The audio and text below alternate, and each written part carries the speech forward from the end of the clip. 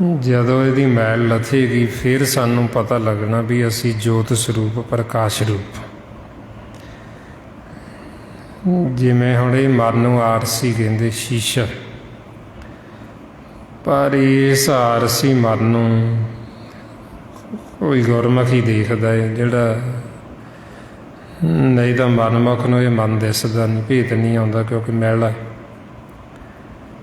ਮਹਾਰਾਜ ਫਰਮਾਉਂਦੇ ਇਹ ਮਨ ਆਰਸੀ ਉਹ ਗੁਰਮੁਖ ਦੇਖੇ। ਵੀ ਜਿਹੜਾ ਗੁਰਮੁਖ ਉਹ ਫਿਰ ਮਨ ਨੂੰ ਦੇਖਦਾ, ਉਹ ਮਨ ਦੀ ਪਹਿਚਾਣ ਕਰਦਾ ਆਪਣੇ ਆਪੇ ਦੀ, ਅਤੇ ਫਿਰ ਪਤਾ ਲੱਗਦਾ ਵੀ ਇਹ ਮਨ ਆਰਸੀ ਹੈ। ਪਰਮਾਤਮਾ ਜੋ ਨਿਰੰਕਾਰ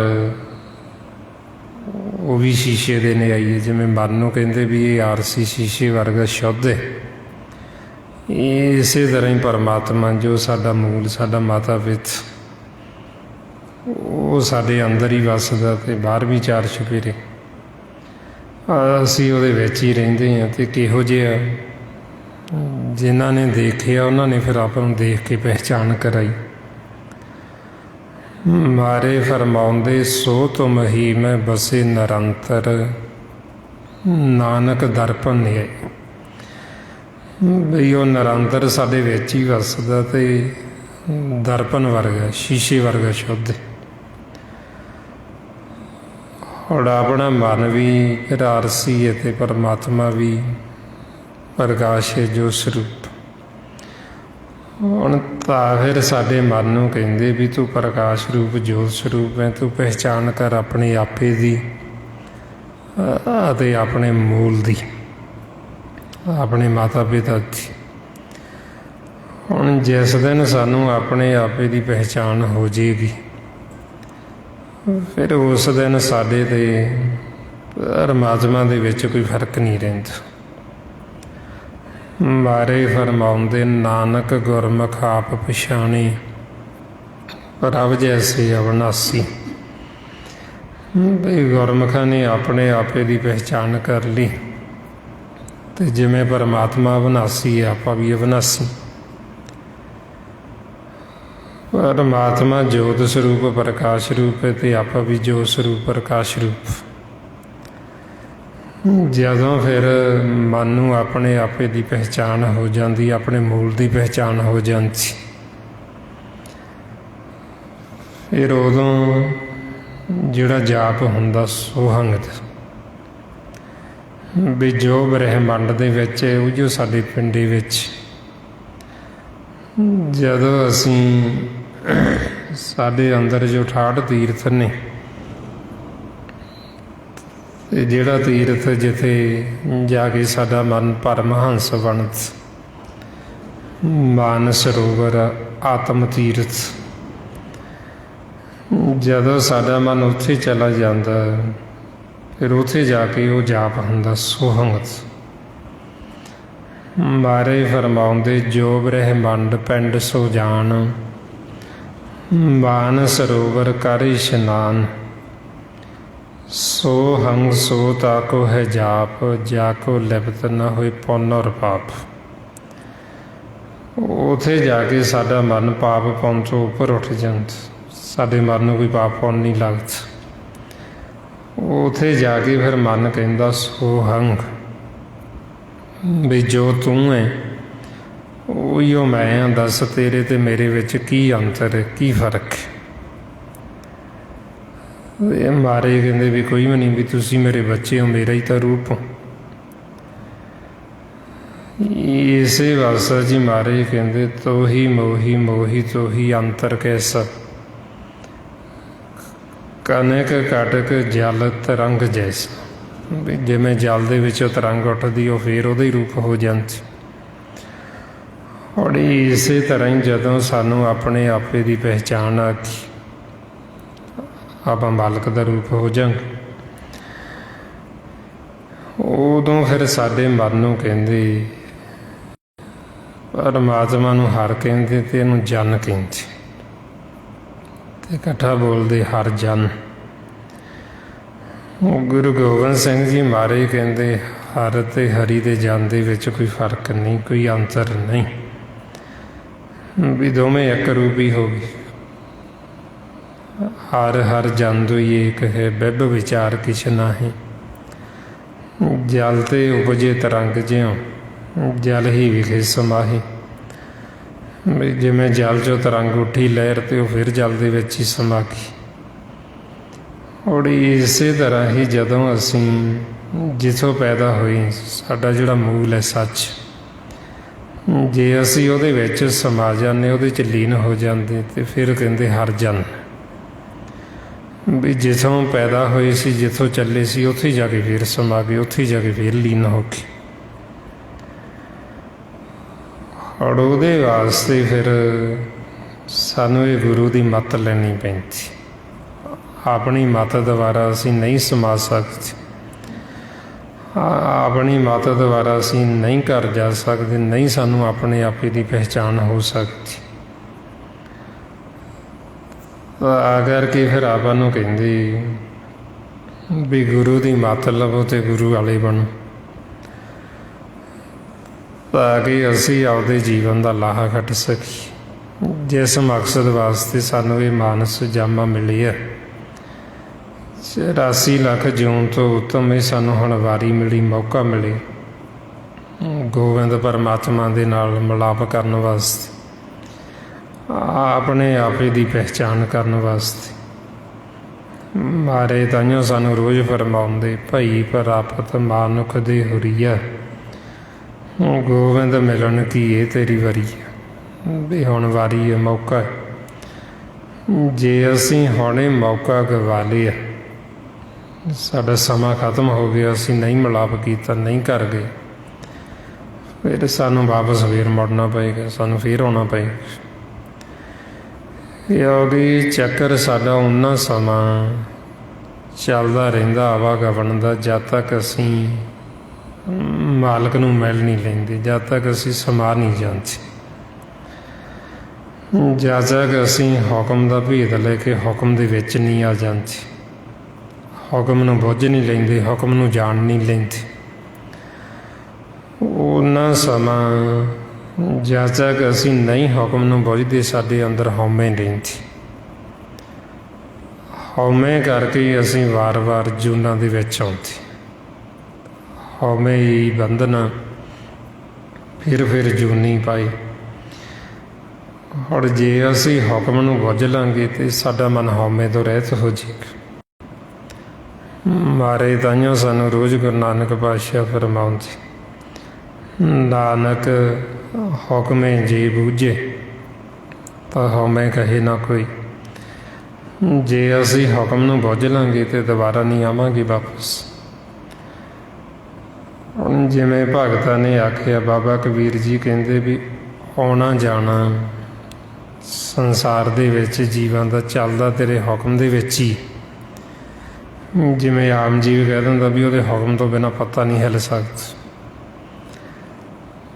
और ये कह देना एक वक्री गल, जिवें महाराज भी कहंदे हुक्मे अंदर सब को, बाहर हुक्म ना कोई। भी सारा कुछ उहदे हुक्म दे विच ही चल रहा।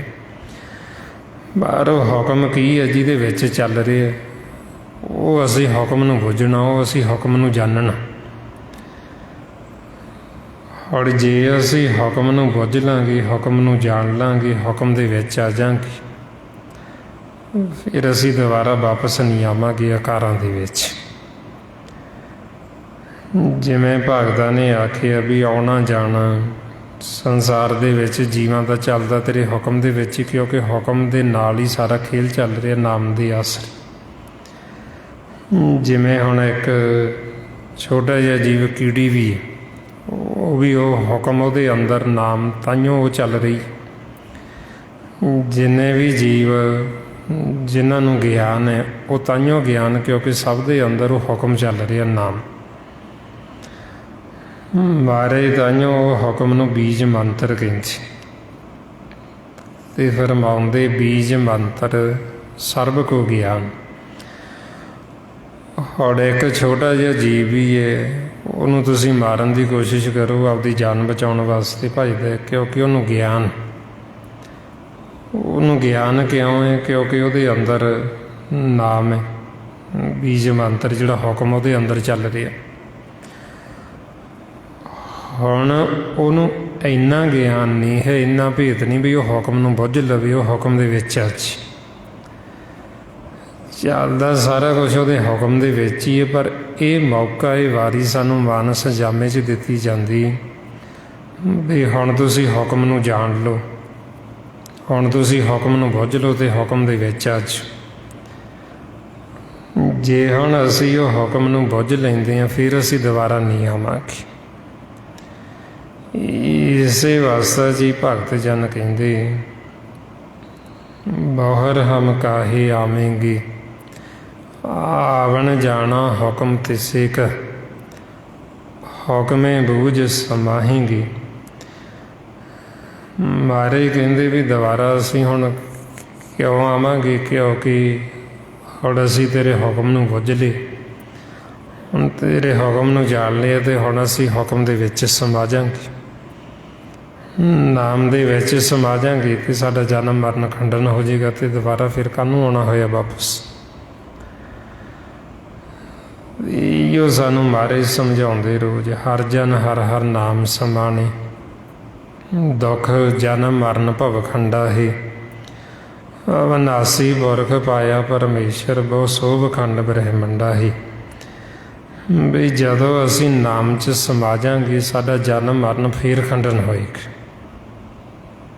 ਫਿਰ ਜਿਹੜਾ ਇਹ ਸਾਡੇ ਮਨ ਨੂੰ ਦੁੱਖ ਲੱਗਿਆ ਜਨਮ ਮਰਨ ਦਾ, ਸਾਡਾ ਇਹ ਦੁੱਖ ਖੰਡਨ ਹੋ ਜਾਏਗਾ, ਕੱਟਿਆ ਜਾਏਗਾ ਅਤੇ ਅਸੀਂ ਸਦਾ ਵਾਸਤੇ ਅਮਰ ਹੋ ਜਾਵਾਂਗੇ। ਹੁਣ ਤਾਂ ਫਿਰ ਆਪਾਂ ਨੂੰ ਸਮਝਾਉਂਦੇ ਮਨ ਨੂੰ ਵੀ ਤੂੰ ਪਹਿਚਾਣ ਕਰ ਆਪਣੇ ਆਪੇ ਦੀ, ਤੂੰ ਹੁਕਮ ਦੀ ਪਹਿਚਾਣ ਕਰ, ਹੁਕਮ ਨੂੰ ਬੁੱਝ,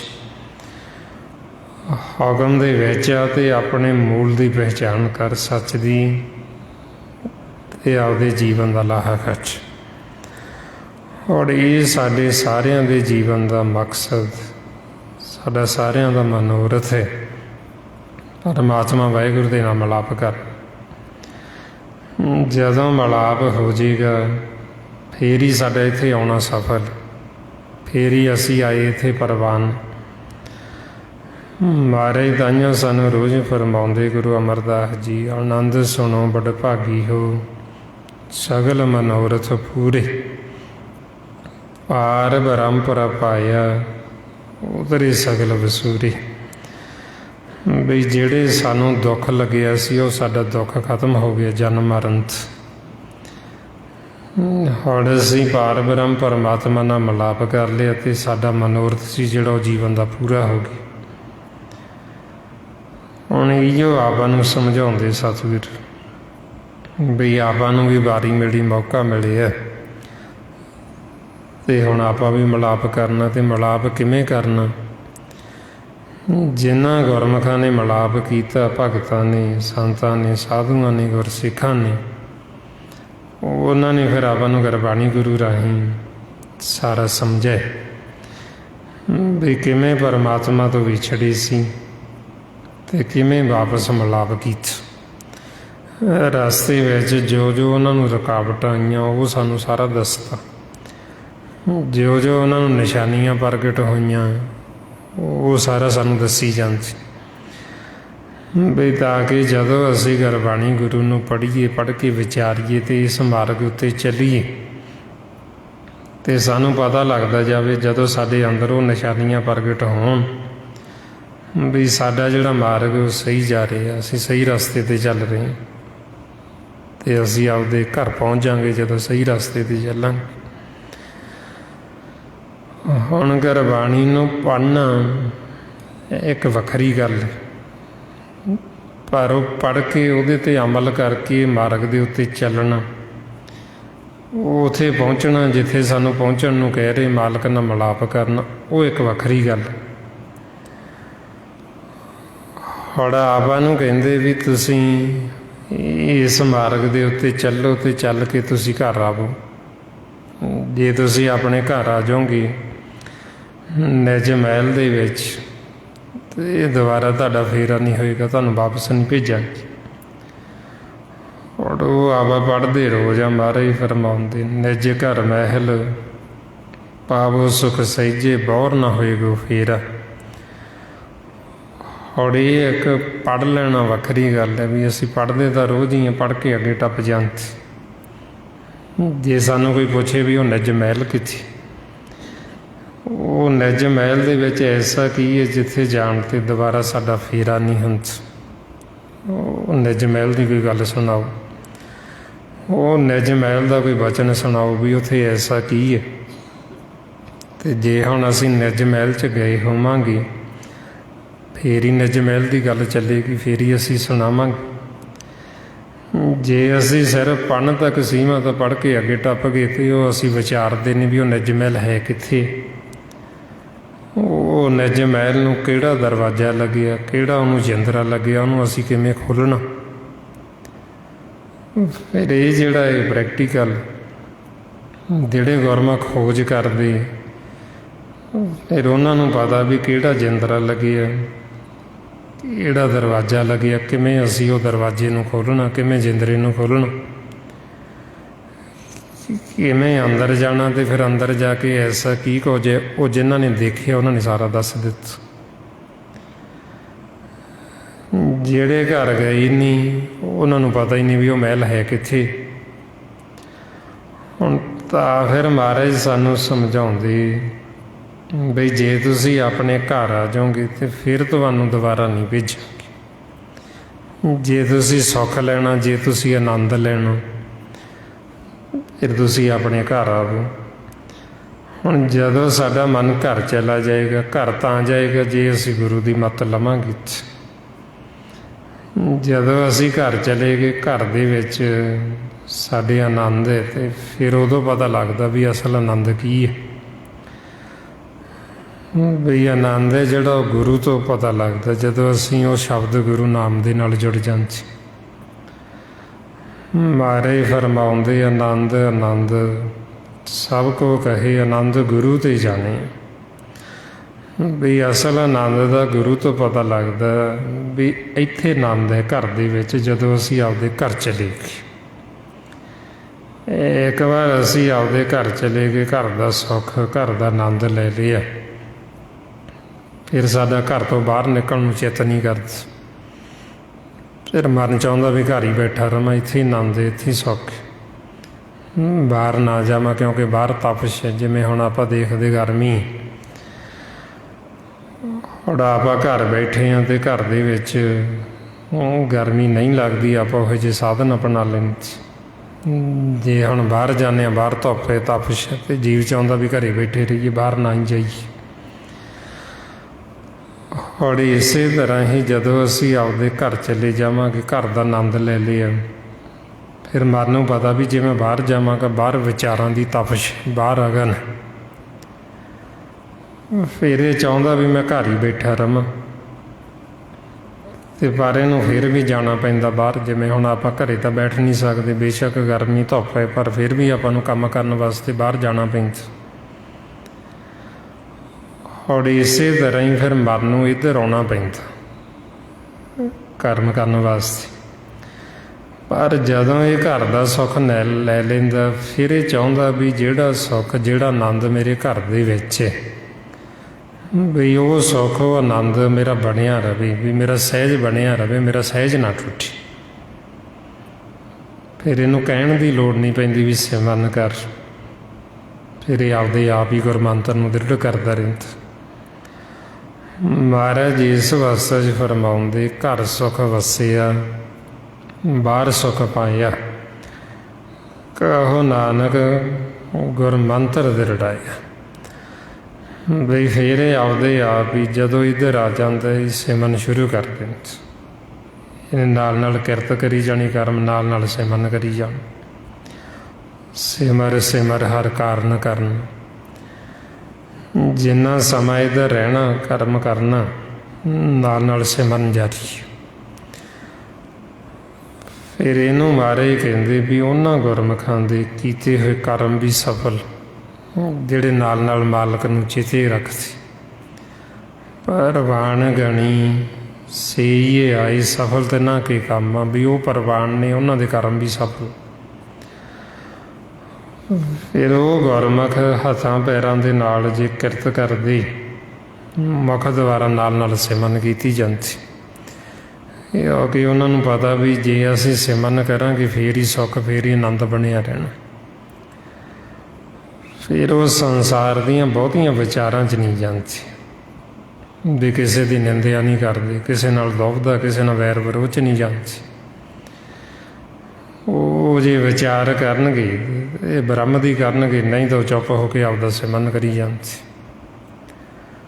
ਮਹਾਰਾਜ ਇਸੇ ਵਾਸਤਾ ਜੀ ਫਰਮਾਉਂਦੇ, ਨਾਮਾ ਕਹੇ ਤਲੋਚਨਾ ਮੁਖ ਤੇ ਰਾਮ ਸੰਭਾਲ, ਹਾਥ ਪਾਉ ਕਰ ਕਾਮ ਸਭ ਚੀਤ ਨਰੰਜਨ ਨਾਲ।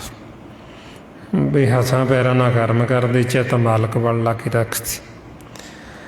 ਉਹਦੇ ਵਾਸਤੇ ਫਿਰ ਸਾਨੂੰ ਉਦਾਹਰਨਾਂ ਦੇ ਦਿੱਤੀਆਂ ਵੀ ਜਿਵੇਂ ਦ੍ਰਿਸ਼ਟਮਾਨ, ਵੀ ਕਿਵੇਂ ਜਿਹੜੇ ਗੁਰਮੁਖ ਉਹ ਇਸ ਸੰਸਾਰ ਦੇ ਵਿੱਚ ਸਮਦ੍ਰਿਸ਼ਟੀ ਰਹਿੰਦੇ।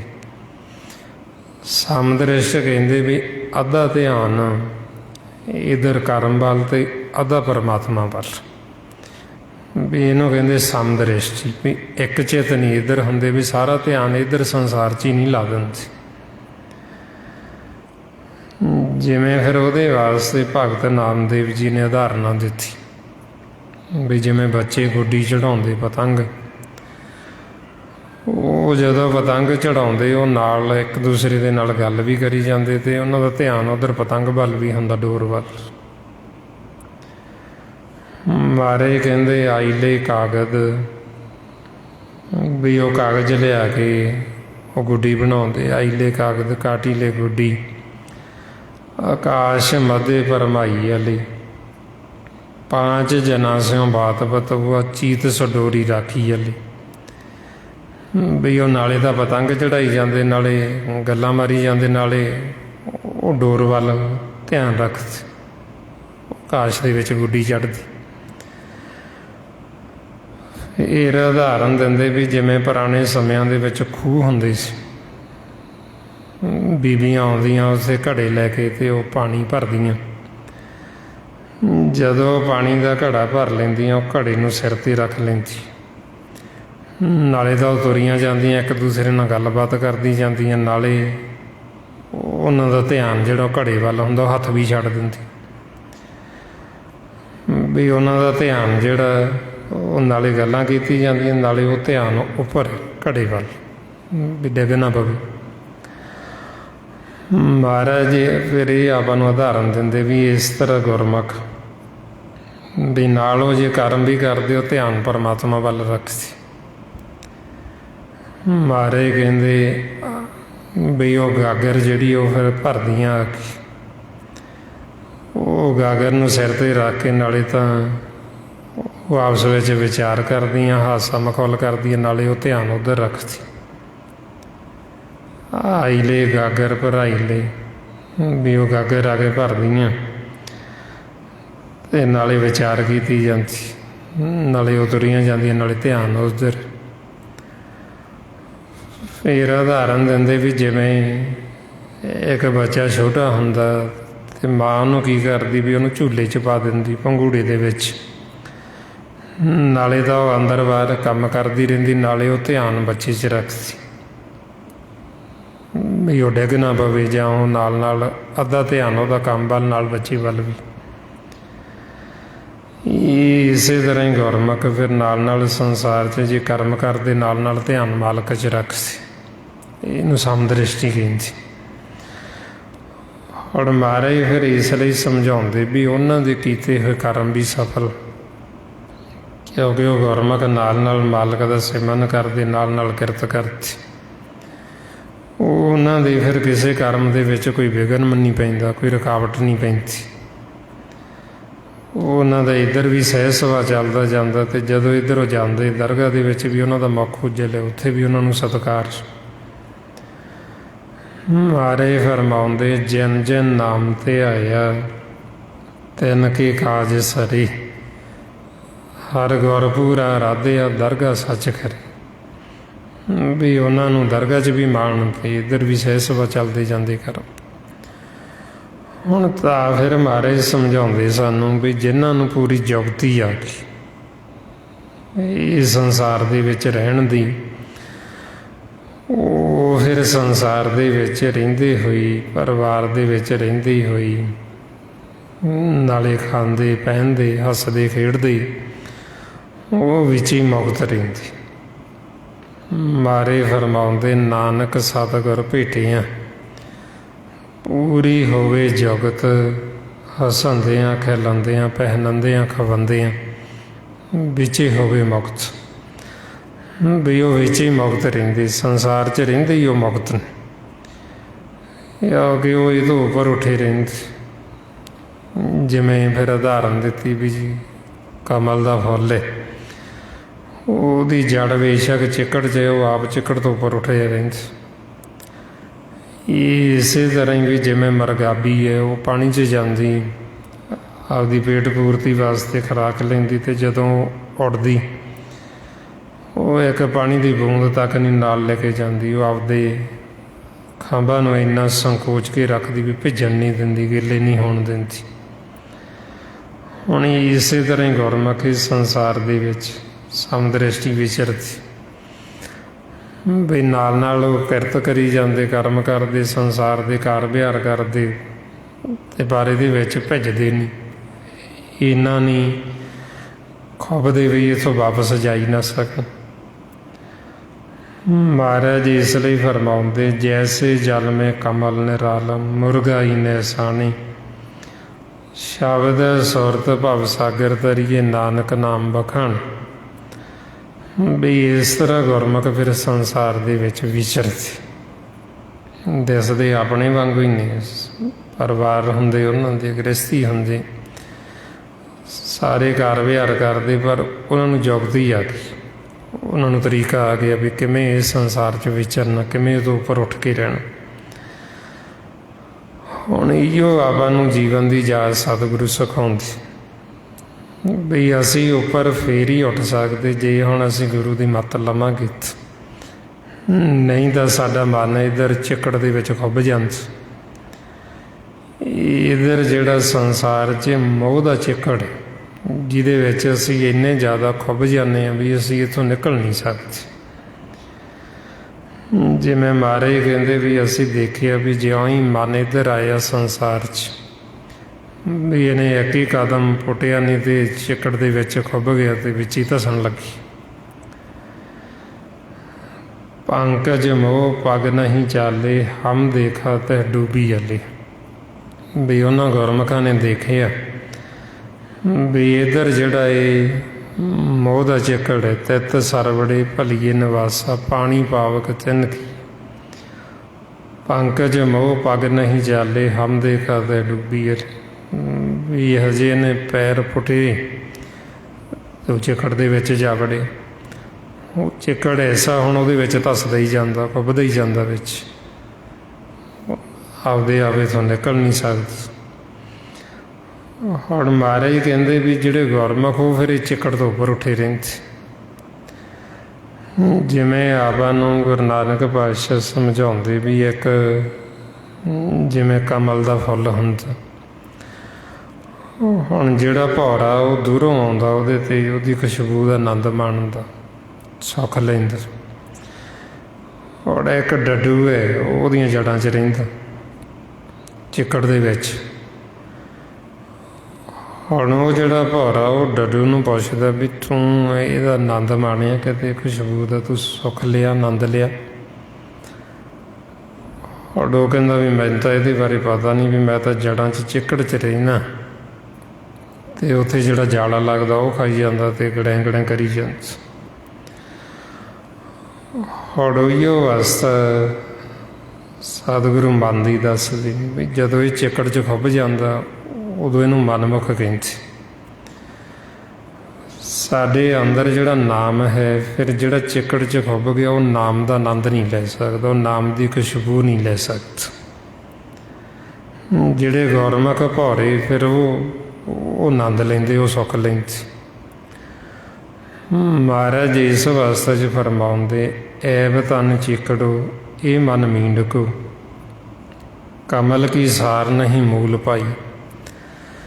ਵੀ ਜਿਹੜਾ ਮਨਮੁਖ ਹੈ ਉਹ ਡੱਡੂ ਦੇ ਨਿਆਈ ਹੈ, ਉਹ ਸਿਰਫ ਉਜਾਲਾ ਖਾਣ ਜੋਗਾ ਅਤੇ ਉਹ ਲੜਾਈਆਂ ਝਗੜੇ ਕਰਨ ਜੋਗਾ।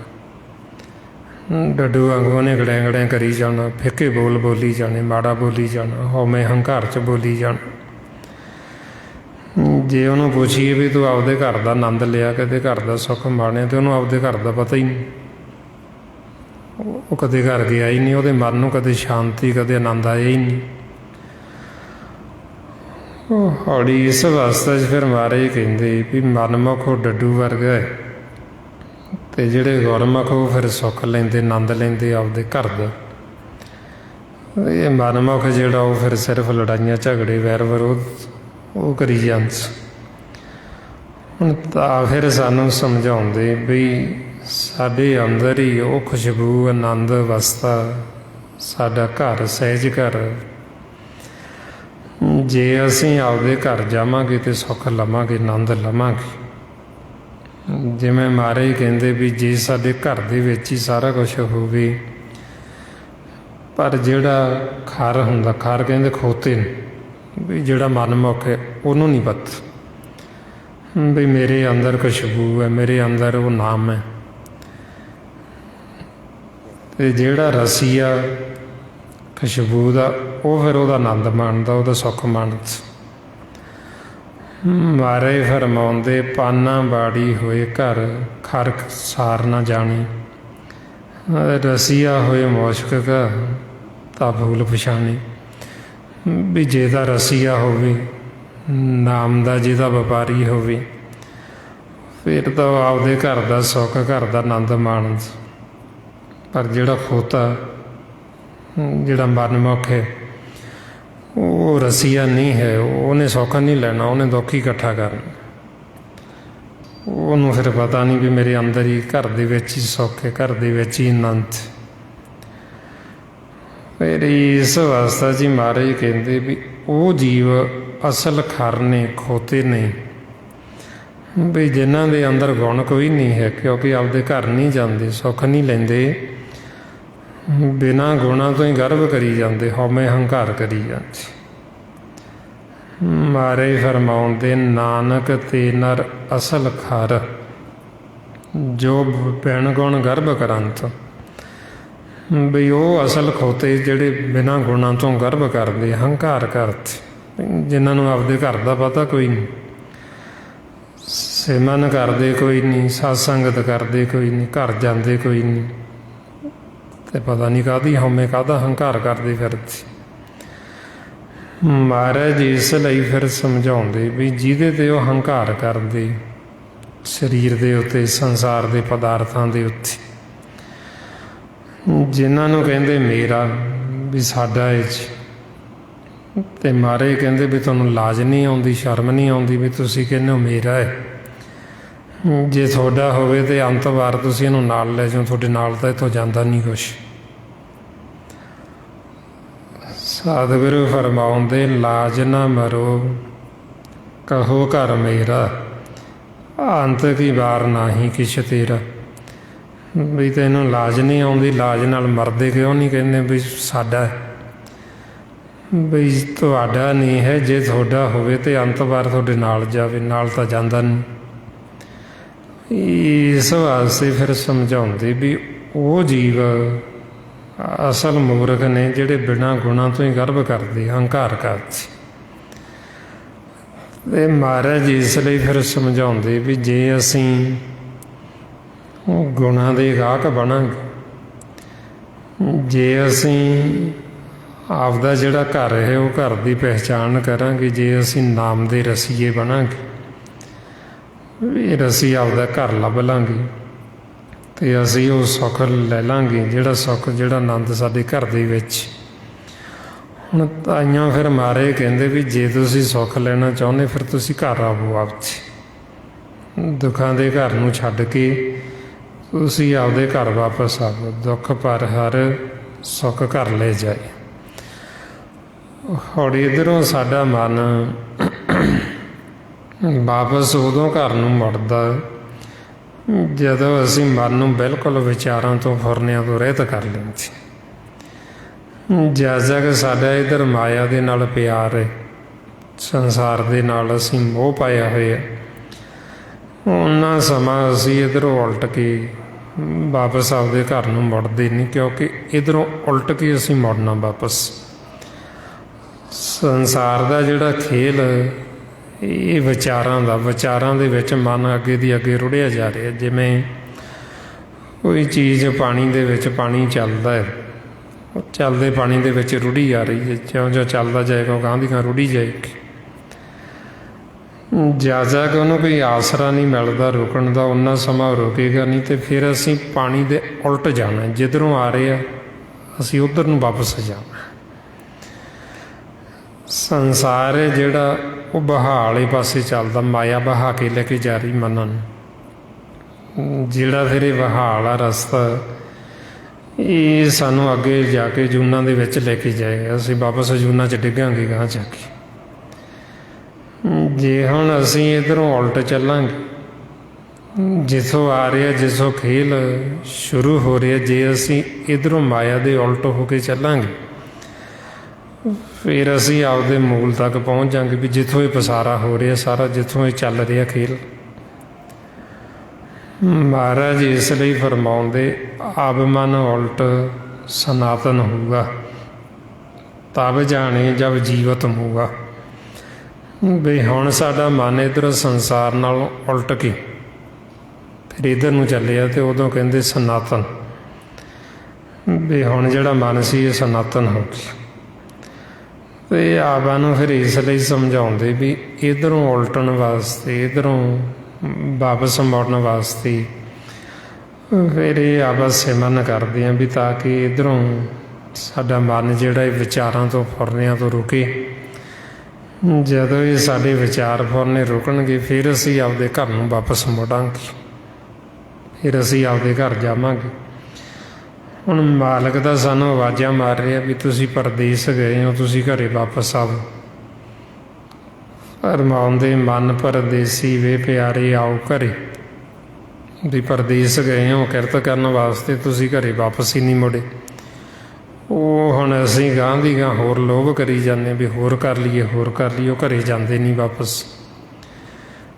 ਜੇ ਹੁਣ ਅਸੀਂ ਘਰ ਵਾਪਸ ਨਹੀਂ ਜਾਵਾਂਗੇ, ਇੱਧਰ ਅਸੀਂ ਜਿੰਨਾ ਮਰਜ਼ੀ ਕਰੀ ਜਾਈਏ ਸਾਨੂੰ ਸੁੱਖ ਨਹੀਂ ਮਿਲਣਾ, ਸਾਡੇ ਮਨ ਨੂੰ ਸ਼ਾਂਤੀ ਨਹੀਂ ਆਉਣੀ। ਜੇ ਹੁਣ ਅਸੀਂ ਮਨ ਦਾ ਸੁੱਖ ਚਾਹੁੰਦੇ ਹਾਂ ਤਾਂ ਫਿਰ ਸਤਿਗੁਰੂ ਕਹਿੰਦੇ ਤੁਸੀਂ ਘਰ ਵਾਪਸ ਆਓ। ਘਰ ਵਾਪਸ ਜਾਣ ਵਾਸਤੇ ਫਿਰ ਆਪਾਂ ਨੂੰ ਕਹਿੰਦੇ ਸਿਮਰਨ ਕਰ। ਜਿਉਂ ਹੁਣ ਅਸੀਂ ਇਹ ਸਿਮਰਨ ਕਰਾਂਗੇ, ਮੁੱਖ ਦੁਆਰਾ ਪਰਮਾਤਮਾ ਦਾ ਨਾਮ ਜਪਾਂਗੇ, ਜਿਹੜੀ ਇਹ ਸਾਡੇ ਮਨ 'ਤੇ ਮੈਲ ਲੱਗੀ ਹੋਈ, ਫਿਰ ਇਹ ਸਾਡੇ ਮਨ ਦੀ ਮੈਲ ਲੱਥੇਗੀ। ਜਦੋਂ ਮਨ ਦੀ ਮੈਲ ਲੱਥੇਗੀ ਫਿਰ ਹੀ ਮਨ ਉਲਟ ਕੇ ਵਾਪਸ ਇੱਧਰੋਂ ਆਪਦੇ ਘਰ ਨੂੰ ਚੱਲੇਗਾ। ਮਹਾਰਾਜ ਤਾਈਓਂ ਫਿਰ ਸਾਨੂੰ ਸਮਝਾਉਂਦੇ ਵੀ ਹੁਣ ਤੁਸੀਂ ਮੁੱਖ ਦੁਆਰਾ ਬੋਲੋ, ਗੁਰਸਿੱਖ ਹਰ ਬੋਲੋ ਮੇਰੇ ਭਾਈ, ਹਰ ਬੋਲਤ ਸਭ ਪਾਪ ਲੈ ਜਾਈ। ਬਈ ਜਿਹੜੀ ਸਾਡੇ ਮਨ 'ਤੇ ਪਾਪਾਂ ਦੀ ਮੈਲ ਲੱਗੀ ਇਹ ਫੇਰ ਲੈਣੀ ਜਦੋਂ ਅਸੀਂ ਸਿਮਰਨ ਕਰਾਂਗੇ। ਜਿਉਂ ਰਸਨਾ ਦੁਆਰਾ ਜਪਾਂਗੇ ਤਿਉਂ ਤਿਉਂ ਸਾਡੇ ਮਨ 'ਤੇ ਜਿਹੜੀ ਮੈਲ ਲੱਗੀ ਹੋਈ ਮੈਲ ਲੱਥਦੀ ਜਾਏਗੀ। ਫਰਮਾਉਂਦੇ ਮਹਾਰਾਜ, ਰਸਨਾ ਗੁਣ ਗਾਵੇ ਹਰ ਤੇਰੇ, ਮਿਟੇ ਕਮਾਤੇ ਔਗਣ ਮੇਰੇ। ਵੀ ਜਿਉਂ ਰਸਨਾ ਤੇਰੇ ਗੁਣ ਗਾਉਂਦੀ ਹੈ ਅਤੇ ਉਹਦੇ ਸਾਡੇ ਮਨ ਤੋਂ ਔਗਣਾਂ ਦੀ ਮੈਲ ਲੱਥਦੀ। ਜਿਉਂ ਮੈਲ ਲੱਥੇਗੀ ਅਤੇ ਉਹਦੇ ਫਿਰ ਅਸੀਂ ਘਰ ਨੂੰ ਵਾਪਸ ਮੁੜਾਂਗੇ। ਹੁਣ ਕਿਵੇਂ ਅਸੀਂ ਇਹ ਮਨ ਦੀ ਮੈਲ ਨੂੰ ਲਾਉਣਾ, ਉਹਦੇ ਵਾਸਤੇ ਜੋ ਸਤਿਗੁਰੂ ਆਪਾਂ ਨੂੰ ਇਹ ਸਾਸ ਗਿਰਾ ਸਿਮਰਨ ਅਭਿਆਸ ਦੱਸ ਰਹੇ ਨੇ। ਆਓ ਸਾਰੇ ਗੁਰਮੁਖ ਪਿਆਰੇ ਕਰੋ ਜੀ ਸ਼ੁਰੂ। ਵਾਹਿਗੁਰੂ ਵਾਹਿਗੁਰੂ ਵਾਹਿਗੁਰੂ ਵਾਹਿਗੁਰੂ ਵਾਹਿਗੁਰੂ ਵਾਹਿਗੁਰੂ ਵਾਹਿਗੁਰੂ ਵਾਹਿਗੁਰੂ ਵਾਹਿਗੁਰੂ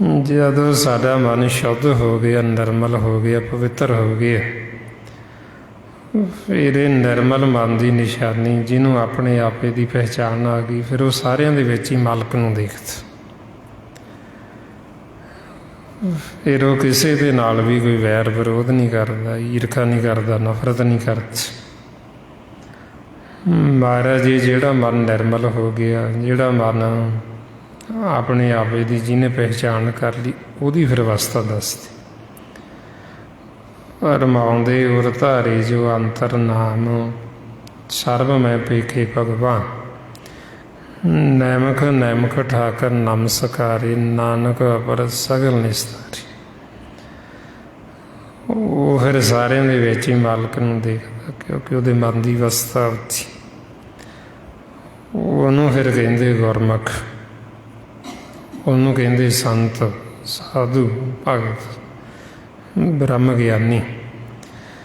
ਇਹ ਬ੍ਰਹਮ ਗਿਆਨੀ ਦੇ ਫਿਰ ਲੱਛਣ ਵੀ ਉਹਦੀ ਅਵਸਥਾ, ਜੋ ਮਹਾਰਾਜ ਕਹਿੰਦੇ ਮਨ ਸਾਚਾ ਮੁਖ ਸਾਚਾ, ਸੋਈ ਅਵਰ ਨਾ ਪੇਖੀ ਹੈ ਕਿਸ ਬਿਨ ਕੋਈ, ਨਾਨਕ ਇਹ ਲੱਛਣ ਬ੍ਰਹਮ ਗਿਆਨੀ ਹੋਈ।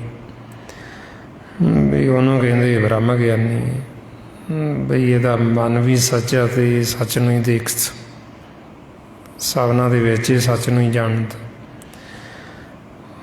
ਫਿਰ ਉਹ ਬ੍ਰਹਮ ਗਿਆਨੀ ਦੀ ਆਪਾਂ ਨੂੰ ਅਵਸਥਾ ਦੱਸ ਦਿੱਤੀ, ਜਿਵੇਂ ਸੁਖਮਨੀ ਸਾਹਿਬ ਦੇ ਵਿੱਚ ਹੀ ਗੁਰੂ ਅਰਜਨ ਪਾਤਸ਼ਾਹ ਨੇ ਸੰਤ ਦੀ, ਸਾਧੂ ਦੀ, ਬ੍ਰਹਮ ਗਿਆਨੀ ਦੀ, ਸਾਰਿਆਂ ਦੀ ਅਵਸਥਾ ਦੱਸੀ ਹੋਈ।